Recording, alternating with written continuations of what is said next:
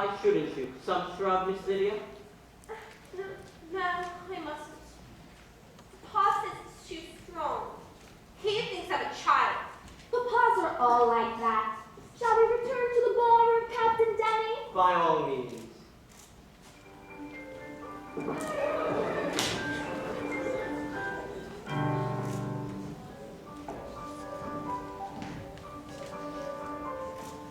Mr. Wickham! Your servants, ma'am. Are you ready, Mr. Darcy? Almost everyone has gone. I'll get my things.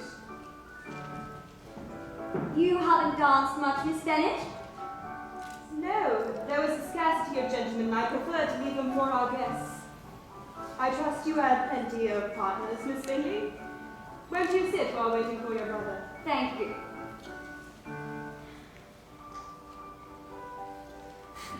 I expect he'll come here for me. You danced a good deal with Mr. Wickham. I didn't know he was a friend of yours. How did you ever meet him? He came here with the Forsters. He's a very interesting man and seems a gentleman. What curious taste you must have, Miss Elizabeth. We are speaking of one of my mother's guests, Miss Bingley. I hear you are quite delighted with him. Did you know his father was merely a steward on the Darcy estate? A sort of servant? No doubt he told you that Mr. Darcy had injured him? He did. Do let me caution you not to give too much credence to his tales. The truth happens to be just the contrary. I'm sorry you must be disillusioned, but what can you expect, considering his origin? That seems to be his chief fault in your eyes, Miss Bingley. People don't arrange their origins in advance. Nor have I observed that the well-born are invariably the well-bred. I think perhaps you attach too much importance to the accident of birth. Accident? Really, Miss Bennet? Didn't you ever learn any biology? I hope I was never so unfeminine. I'm told you are clever and read books on subjects that only belong to gentlemen. Well, it won't get you very far. When you speak of getting far, I suppose you refer to marriage with one of them. Certainly! And you are going the wrong way about it, I can assure you. Men detest clever women. Then why did you let them discover how clever you are, Miss Bingley? I must go get my wraps. Are you coming, Lizzie? I'll tell your brother you are waiting for him. Ill-bred young woman! I can imagine what you are thinking, Mr. Darcy. I doubt it. Oh, yes. You're too much alike for me not to feel your disgust at such people. That Elizabeth, forward, overeducated. I'm longing to get home to Netherfield to hear you hold forth on the family. I was actually thinking about what beautiful eyes can do in the face of a pretty woman. Who is the lady? Miss Elizabeth Bennet. Goodness, I am all astonishment. How long has she been in your favor? And when am I to wish you joy? Exactly what I expected you to ask. A lady's imagination is so rapid it jumps from admiration to love and love to marriage in a moment. Nay, if you are serious about it, I shall consider you already married. You will certainly encounter no opposition. And what a charming mother-in-law you will have. You need not worry, Miss Bingley, for I have no doubt that Miss Elizabeth Bennet shall soon be married. Just not to me. I'm glad to hear you say that, Mr. Darcy. For the family, it's really impossible. The mother especially.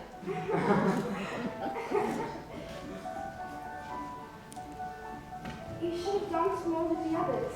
What, the others? Are you other? Charles. You noticed Charles? He seems to be falling in love with Jane. Of course, I'm very fond of her. She is really a sweet, dear girl. But my dearest ambition has always been to see Charles and your sister Georgiana. I should hate to hurt her, but my brother's interests come first. I cannot believe he's really serious, but I'll have a talk with him. I'll go and hurry him. Oh, Mr. Darcy, sir. I have just heard that you are the nephew of my revered patroness, the Lady Catherine de Bourgh. I want to apologize for not having paid my respects earlier. Your aunt is enjoying robust health, and she bids me speed my wooing and hurry home. What wooing, Mr. Collins? Are you contemplating marriage? It is a secret as of yet, ma'am. But as you both are friends of the family. The family? It is Miss Elizabeth Bennet.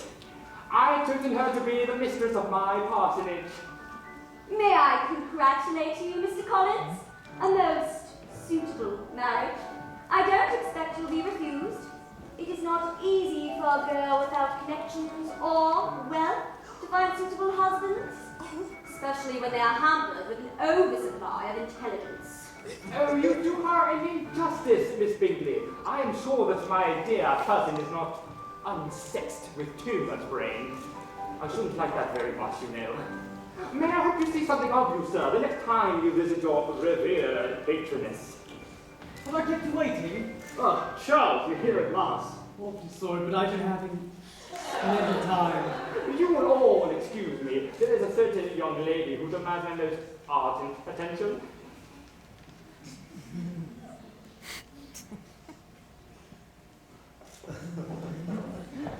Well, I fancy Miss Elizabeth's intelligence will protect her from that particular calamity. Are we all ready? I've said goodnight to our hostess. I'd like a bracelet before our coat drive. Anybody else? By the way, Charles, what was it Jane told you about her uncle? I dislike speaking badly of a man I've never met. She said he's an attorney. Good heavens. And lives at Cheapside. Even if Jane and Elizabeth had enough uncles to fill all of Cheapside, it would make them one bit less lovable and charming. Did you hear about Mrs. Oh, my dear, she came in a hack shade. Oh, isn't it shocking? She has not Bingley. Jane, dear, I've been pining to see you. Caroline, so happy to see you again. Is everyone well? Mr. Darcy? Your brother? Ah, very well indeed, my dear. We've all been so busy. Miss Georgiana Darcy is up in town for her first season, you know. She and her brother have been entertaining vastly at the Darcy house. Mr. Darcy is quite devoted to his sister, isn't he? He is not the only one. Indeed, she's so lovely, one can't wonder. And all that fortune. Why, do you know she'll have £20,000 when she's of age? Quite a breathtaking sum, isn't it? Not that money matters to either Charles or myself. Still, one can't have too much of it. But I'm sure that with such a sweet girl as Miss Darcy, money matters little to her. She's many suitors, I suppose. Naturally. But you can be sure that the Darcy family will only allow her to choose a young gentleman of the highest connections. You don't look as well as you did in the country, my dear. Have you been poorly? No, I've never felt better.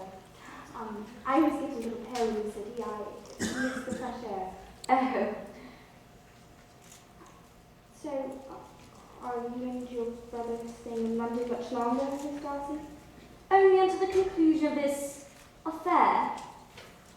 Some business, dear Caroline? I wouldn't confide this to anyone else, but you and I are such close friends.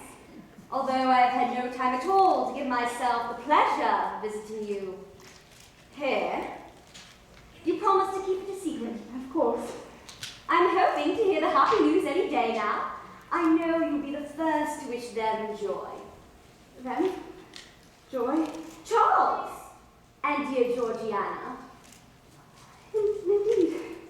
Indeed, I wish them joy if they truly love each other. Ah, the dear boy is so much in love. I tease him all the time. He's never near home now, escorting Miss Darcy here, there, everywhere. Balls, routs, the playhouse. Mr. Darcy and I have wanted this match for ever so long. Thank you for your wishes, my dear. I'll convey them to Charles. Miss Bingley, May I present my aunt, Mrs. Gardiner? Permit me to welcome you, Miss Bingley. I'm vastly pleased, ma'am. Oh, I've forgotten all my excitement. Charles sends you his best respects. Thank you for me. Tea, Miss Bingley? Thank you, just the tiniest cup. Milk and sugar, Miss Bingley? No, thank you. It is so sweet of you to find time to visit my aunt, Miss Bingley. I should have been here earlier, only I've been really persecuted with invitations. Jane, dearest, I've made your tea stronger. Jane is overtired, gadding about so much since she came to London. But I didn't know you had any acquaintances here. Is that why you've been so attentive to her? I didn't know she'd come to London until she called. Nearly a month ago. Auntie! I have no claim over Miss Bingley's time. She has many friends in London of much longer standing. Indeed, dear Jane, you understand perfectly. She's always so sweet about one's difficulties. Just this short visit has simply bankrupted my time. Mr. Darcy is visiting his aunt at Rosings, means that I have to take Miss Georgiana entirely under my wing until his return. I can't leave those two young people alone, you know. The betrothal hasn't been announced yet. It has been so nice to meet you, Mrs. Gardiner. Attend Miss Bingley to her coach, Maggie. Goodbye, dear Jane. It has been a delight to see you again.